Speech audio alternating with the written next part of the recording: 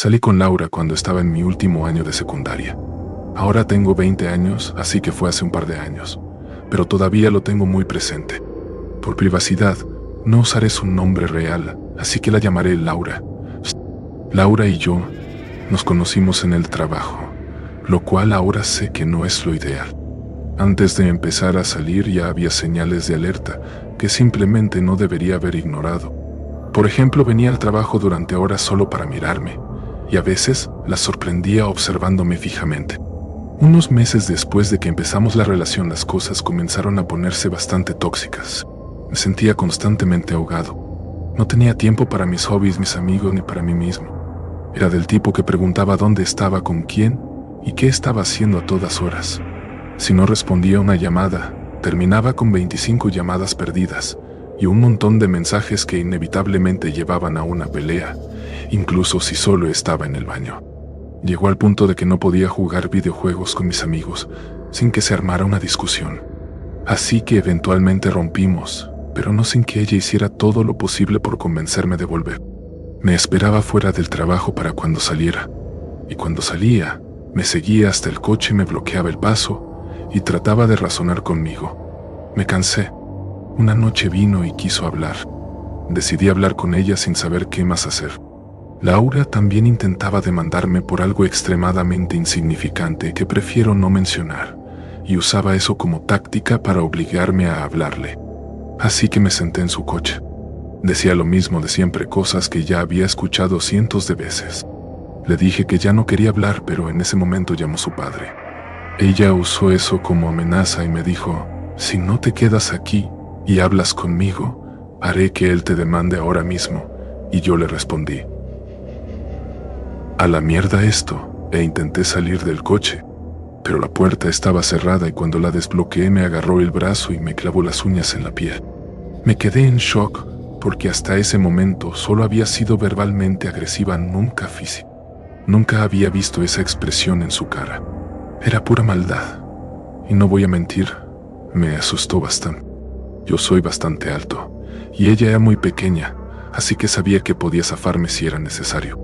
Abrí su puerta de un golpe e intenté alejarme, pero me sostenía con fuerza. Le pedí que me soltara, pero no se movía. Tiraba de mi brazo intentando liberarme, pero no cedía ni un centímetro. Mi piel empezó a pelarse.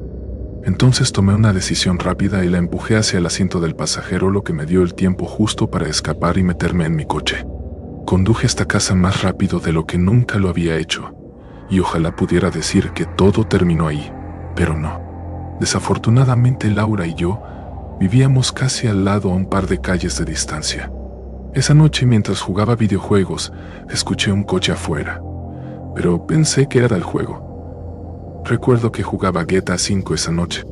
También había fumado un poco, así que asumí que eso amplificaba los ruidos. Pasó un rato y mientras jugaba escuché un golpecito en la ventana. Pensé que estaba paranoico, ya que la marihuana me pone algo nervioso, a veces especialmente después de lo que había pasado. Pero esa idea desapareció cuando escuché otro golpecito y una voz femenina diciendo mi nombre.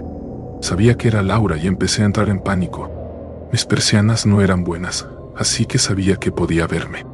No quería abrir la ventana porque ya sabía que podía ser peligrosa. Fingí no oírla esperando que se fuera, pero por supuesto no se fue. Después de 1 o 2 minutos empezó a golpear con fuerza la ventana. Su tono cambió de suave y arrepentido a agresivo y furioso. No entendía bien todo lo que decía, pero era algo como: no puedes hacerme esto. Eres un imbécil, ese tipo de cosas. Tenía que hacer algo. No quería molestar a la policía, pero ahora que lo pienso, definitivamente debería haberlos llamado. Tomé la estúpida decisión de abrir la puerta y preguntarle qué quería. Le pregunté por qué estaba ahí y por qué no podía dejarme en paz. Su tono volvió a ser suave y me pidió su suéter. Le grité y le dije que no podía venir a mi ventana a las 2 de la mañana pidiendo un suéter. Le dije que si no se iba llamaría a la policía. En ese momento estalló gritando y comenzó a llorar incontrolablemente. Por un momento sentí lástima, pero luego mi corazón se detuvo cuando vi algo que aún me da escalofríos. No estaba sola. A su izquierda había un árbol grueso en nuestro jardín, y detrás de él asomaba una figura encapuchada. Ella vio que miraba hacia el árbol, y supo que los había visto. Me agarró del brazo, y mientras lo hacía vi a la persona salir corriendo desde detrás del árbol, pero no pude ver su cara. No importaba, venía directo hacia mi ventana. En ese momento se activó mi instinto de supervivencia y cerré la ventana de golpe sobre el brazo de Laura. Gritó de dolor y se retiró. Cerré y aseguré la ventana justo antes de que la otra persona llegara. Mi corazón latía con fuerza, sentía que no podía respirar.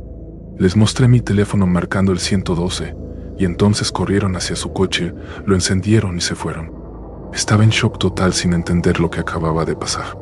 La policía vino a mi casa, tomaron mi declaración y dijeron que llamarían si surgía algo. Por supuesto, no había mucho que pudieran hacer sin pruebas. Hasta donde sé, nunca enfrentó consecuencias legales.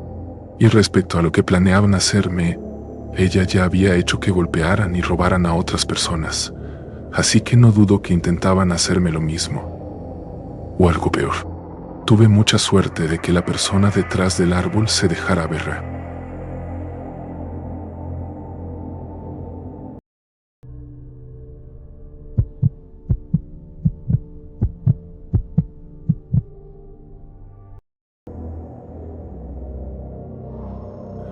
Me llamo Sofía y no he dormido mucho desde el martes pasado. No porque no pueda, sino porque ya no me siento segura cerrando los ojos. Eso es lo que pasa, supongo, cuando alguien que creías conocer resulta ser capaz de algo que solo esperas ver en películas de terror. Rompí con mi novio Tomás hace 3 semanas. No fue dramático, al menos no al principio. Habíamos estado saliendo durante poco menos de 1 año. Al principio era dulce. Era demasiado atento y siempre estaba enviando mensajes y llamando como cualquier pareja al principio. Al principio se sentía como amor verdadero del que crees que tienes suerte de tener. Pero con el tiempo se volvió posesivo. Se enojaba si tardaba mucho en responder. Hacía preguntas extrañas como a quién le había sonreído ese día o si había visto algún chico mirando. A veces aparecía en mi trabajo sin avisar, simplemente parado afuera de la ventana como si estuviera revisando. Incluso aparecía en los bares donde estaba con amigas y tenía una noche de chicas y luego me obligaba a irme con él. Mis amigas empezaron a odiarlo por estas mismas razones.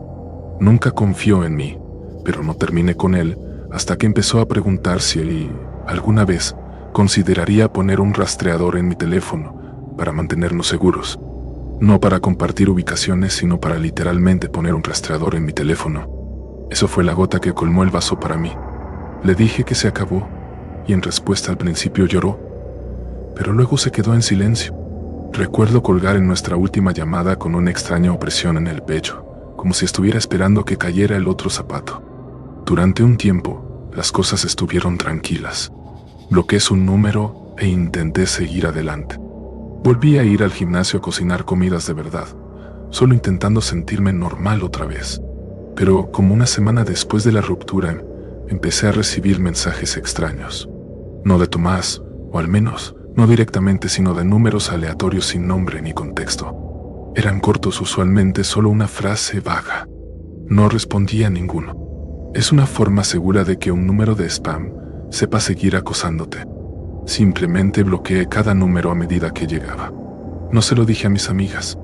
Me dije a mí misma que probablemente era una estafa o algún bot de spam, porque siempre he recibido mensajes spam. Pero luego las cosas pasaron de ser solo mensajes al azar. Una noche estaba en la cama y tuve que levantarme a orinar. Entré al pasillo fuera de mi habitación y antes de entrar al baño, creí escuchar un suave ruido que venía de abajo en el vestíbulo. No soy del tipo que va a revisar un ruido. Me asusto en la oscuridad, por eso siempre me gusta estar en una relación para no tener que estar sola todo el tiempo. No bajé a revisar. Me convencí de que era un radiador haciendo clic o algo así.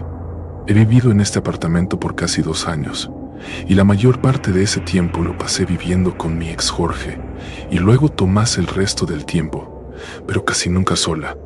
Conozco los sonidos que hace, y honestamente ese sonido no era uno que hubiera escuchado antes. Así que después de ir al baño, volví directamente a mi habitación y me metí en la cama, pensando que la fina sábana de la manta me protegería. Otra noche, alrededor de las 200 am, juré haber escuchado una puerta de mi apartamento abrirse desde afuera de mi habitación. Ese fue el sonido que me despertó, así que no estaba 100% segura. Podría haber sido parte de mi sueño tal vez. Aún así mi corazón latía con fuerza. Le envié un mensaje al grupo familiar con mis hermanos y mis padres diciendo simplemente: sigo escuchando ruidos todas las noches. Me estoy asustando, por supuesto. Todos estaban dormidos, así que volví a dormir. Ese fin de semana volví a casa después de visitar a mi hermana e inmediatamente sentí que algo no estaba bien. Nada faltaba, ni estaba roto, pero sentí que tal vez las puertas estaban abiertas en ángulos diferentes a como las había dejado. Puede sonar exagerado, pero no lo es. Tengo la costumbre de dejar las puertas cerradas o casi cerradas cuando salgo de mi apartamento. Todas las puertas estaban básicamente completamente abiertas en todo el apartamento. No había ninguna corriente de aire. Mantengo el aire acondicionado encendido la mayor parte del tiempo. Caminé lentamente por el apartamento revisando cada habitación. Mi estómago se hundió cuando vi que el armario del pasillo estaba ligeramente abierto. Ahora sabía que algo andaba mal. Siempre dejo esa puerta del armario cerrada. No hay razón para dejarla abierta. Y además la puerta tiende a abrirse sola si la dejo abierta. La miré durante lo que pareció un minuto completo antes de acercarme. Cuando la abrí por completo, no había nada. Solo abrigos y zapatos como siempre. Esa noche puse una silla bajo la puerta de mi habitación y dormí con un cuchillo bajo mi almohada. Dejé la lámpara de noche encendida. Debo haberme quedado dormida en algún momento, porque desperté con el sonido de algo moviéndose, solo un suave arrastre. Me incorporé un poco confundida y luego me di cuenta de que la luz ahora estaba apagada y la habitación estaba oscura. Miré hacia la puerta. Podía ver que estaba abierta, pero había atascado una silla debajo. ¿Cómo podía estar completamente abierta? Al principio, pensé que tal vez soñé que había puesto la silla y dejado la luz encendida, o que me había levantado dormida, pero rápidamente me di cuenta de lo equivocada que estaba. Vi algo al pie de mi cama en la oscuridad. Juro que no podía distinguir qué era. Era solo una masa negra en la oscuridad. Pero cuando finalmente comencé a darme cuenta de que lo que estaba viendo era la parte superior de la cabeza de alguien, ya era demasiado tarde, porque sentí dos manos comenzar a acariciar mis pies y perdí completamente el control. Grité tan fuerte hasta que no me quedó aire en los pulmones, e instantáneamente reconocí la voz de Tomás diciéndome que me calmara. Pero cuando seguí gritando, se subió encima de mí y puso su mano sobre mi boca. Me dijo que no estaba allí para lastimarme, solo para hablar. Dijo que no soltaría mi boca hasta que accediera a quedarme callado. Así que asentí. Lo primero que le pregunté fue cómo había entrado a mi apartamento, y dijo que había hecho una copia de mis llaves cuando estábamos juntos por si alguna vez había una emergencia. Nunca me dijo que había hecho este comportamiento de psicópata total. Debió haberse escapado una noche con mis llaves para hacerlo en algún lugar. Mientras estaba sentada allí escuchándolo, consideré sacar el cuchillo, pero estaba demasiado asustada para hacerlo. Sabía que si lo hacía, tenía que estar realmente lista para usarlo. No paraba de decir una y otra vez que no estaba allí para lastimarme, solo para hablar, pero parecía que simplemente estaba allí para asustarme y que aceptara volver con él. Y realmente estaba demasiado asustada para decir que no por miedo a lo que pudiera hacer. Así que dije que sí, pero le pedí que simplemente se fuera por esa noche, porque estaba conmocionado. Creo que estuvo en mi cama durante media hora en total antes de irse. Y cuando se fue, lo primero que hice fue llamar a la policía y explicar el allanamiento. Dije que tenía miedo de que todavía estuviera en el lugar para que la policía realmente viniera. Cuando llegaron, presenté un informe policial oficial que luego usé para solicitar una orden de restricción contra Tomás, con suficientes personas respaldando mis afirmaciones, ya que en realidad no podía probar que había entrado en mi casa. Un detective luego rastreó los números falsos hasta su teléfono celular a través de una aplicación de números de teléfono falsos, lo que también fue útil para obtener la orden de restricción. Me quedé con mis padres hasta que pude conseguir un nuevo apartamento. Mi consejo para todas las mujeres es que ante el primer signo de cualquier tipo de enfermedad mental en el hombre con el que están realmente, deberían considerar alejarse lo antes posible, solo para estar seguras. Todavía tengo que vivir con el trauma de despertarme con él en mi habitación, y realmente tuve que considerar sacarle un cuchillo.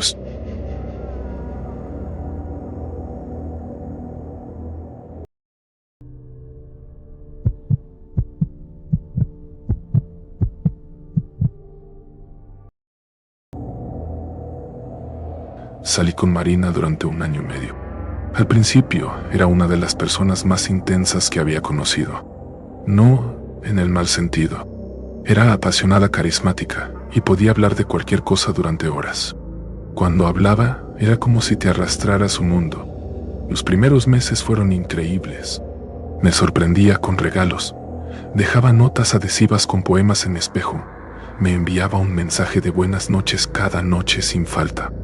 Pero esa intensidad tenía un lado oscuro. No conocía la calma ni la paciencia.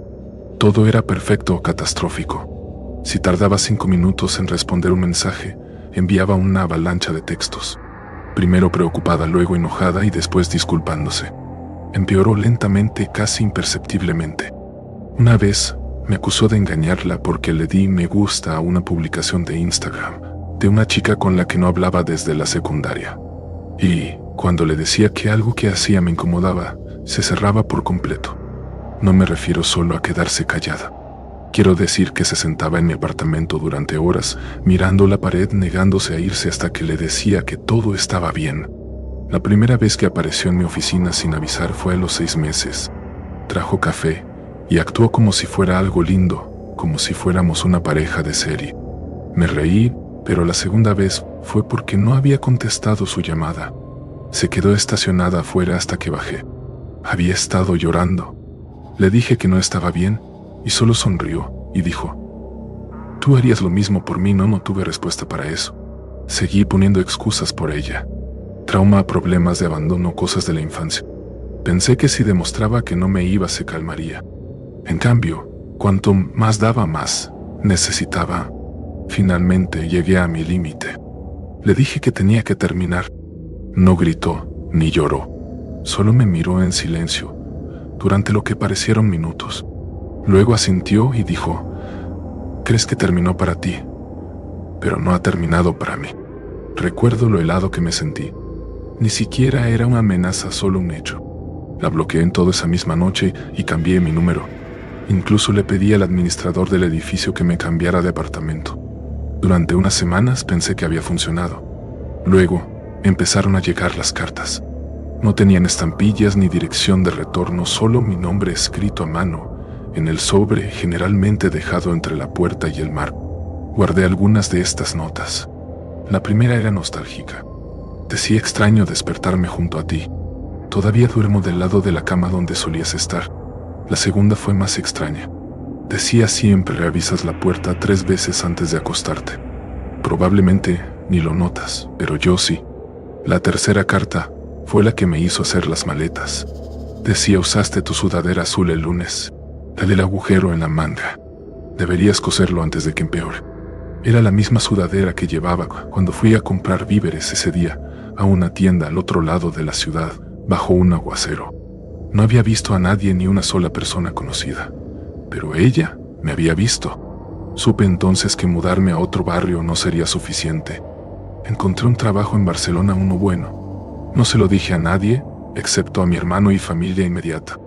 No dejé dirección de reenvío. Incluso creé un nuevo correo electrónico para el trabajo, sin vincular información personal. Desaparecí por completo. Incluso conseguí un apartado postal bajo un nombre falso. Pensé que sería suficiente, y por un tiempo lo fue. Pasaron muchos meses y dormí bien. Empecé a salir de nuevo. Nada serio, solo tragos y películas. Pero volví a reír. Me sentí como una persona. Hasta que un sábado abrí mi apartado postal y encontré un sobre. Solo mi nombre otra vez, sin estampilla ni dirección de retorno. Dentro había una Polaroid. Era una foto mía caminando frente a mi edificio, tomada desde atrás. Tenía auriculares puestos y un café en una mano. Hacía frío. Se veía nieve en la acera y montañas al fondo. Al reverso, escrito en tinta roja, decía: «Encoges los hombros cuando estás cansado». No esperé. Me mudé de nuevo, más rápido esta vez. Pagué en efectivo un alquiler en otra parte de la ciudad. Un edificio más pequeño con menos inquilinos. Cambié de trabajo otra vez y le dije a mi jefe que tenía asuntos familiares y necesitaba trabajar completamente remoto. Adopté un perro grande y ruidoso, un cruce de pastor alemán, para intentar mantenerme cuerdo. Borré casi todo en línea. No tenía aplicaciones ni redes sociales. Estuve invisible casi 1 año y no escuché nada. No más cartas ni fotos. Me dejé creer que finalmente se había ido. Hasta la nota adhesiva.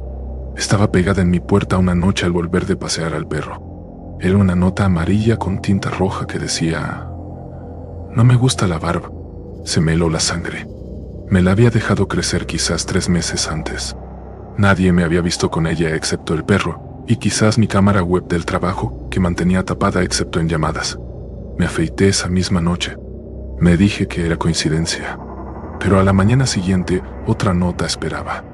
Metida bajo el limpiaparabrisas de mi auto. Decía mejor. Contacté a la policía nuevamente y presenté un reporte. Dijeron que sin amenazas ni daños a propiedad no podían hacer nada. Pregunté por una orden de restricción y dijeron que necesitaría probar que había estado cerca de mí, lo cual, sin verla o atraparla en el acto, era casi imposible. Cambié mis hábitos y presté atención a cada detalle: cerrar puertas con llave, bajar persianas. No dormía mucho.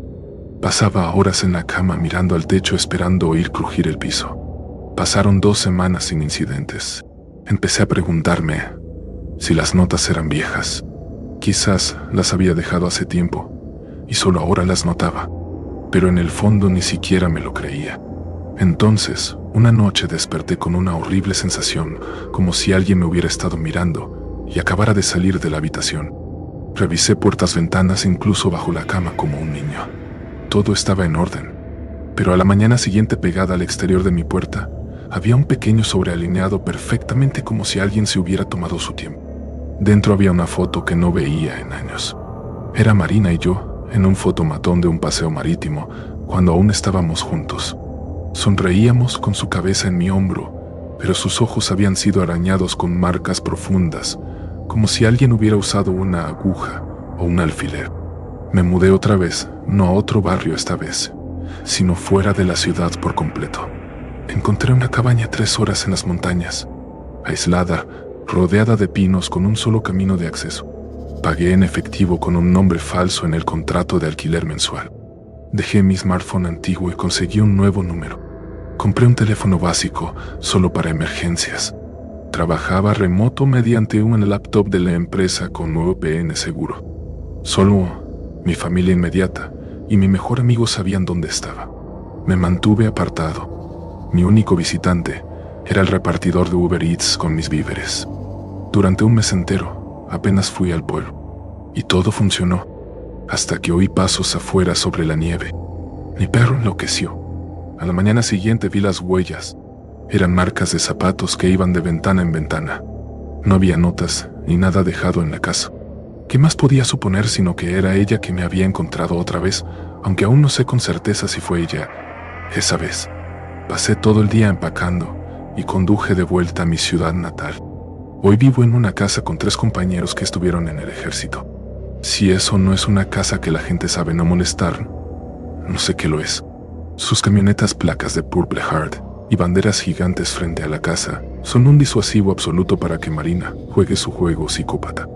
Es una acosadora mentalmente inestable. Está claro como el agua y es un peligro para sí misma, para mí y para quien sea que involucre en el futuro. Solo deseara que las fuerzas del orden estuvieran más dispuestas a intervenir antes de que ocurra algo realmente malo.